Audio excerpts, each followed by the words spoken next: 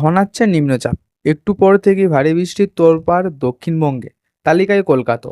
তো এ নিয়ে আবহাওয়া দপ্তর কি বলছেন এবং দক্ষিণবঙ্গের কোন কোন জেলায় ভারী বৃষ্টি আসতে চলেছে, বিস্তারিত কিছু জানিয়ে দেবো এই ভিডিওর মাধ্যমে। ভিডিওটি যদি ভালো লেগে থাকে অবশ্যই ভিডিওটিকে একটি লাইক করবেন, চ্যানেলটিকে সাবস্ক্রাইব করে আমাদের পাশে থাকবেন। বর্ষার প্লেন শুরু দক্ষিণবঙ্গে।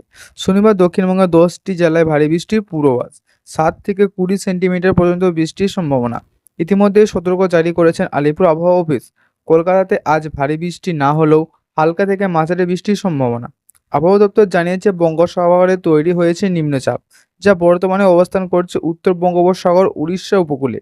এর জেরে এবার দক্ষিণবঙ্গে জুড়ে ভারী বৃষ্টির সম্ভাবনা। সমুদ্র উত্তাল হওয়ার সম্ভাবনা রয়েছে। সোমবার পর্যন্ত মৎস্যজীবীদের জন্য সতর্কতা জারি করা হয়েছে। গতকাল রাত থেকে ভিজছে দক্ষিণবঙ্গের একাধিক জেলায়। আজও সকাল থেকে বৃষ্টি হচ্ছে। আকাশ মেঘলা।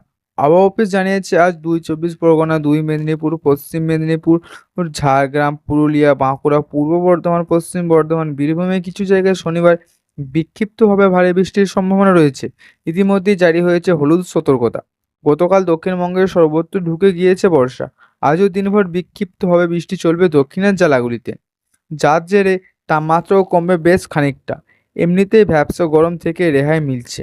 আগামী 24 ঘন্টায় দক্ষিণবঙ্গের জেলাগুলিতে 2 থেকে 4 ডিগ্রি পর্যন্ত তাপমাত্রা কমার সম্ভাবনা। রবিবারও বৃষ্টি চলবে দক্ষিণবঙ্গের জেলাগুলিতে।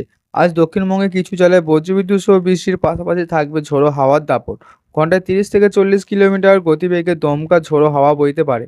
আজও ভারী বৃষ্টির সম্ভাবনা রয়েছে উত্তরবঙ্গের উপরের দিকে 5 জেলা: জলপাইগুড়ি, আলিপুরদুয়ার, কোচবিহার, দার্জিলিং, কালিম্পং। জলপাইগুড়িতে মাঝারি থেকে ভারী বৃষ্টির সম্ভাবনা। বাকি জেলাগুলিতে হালকা থেকে মাঝারি বৃষ্টি চলবে।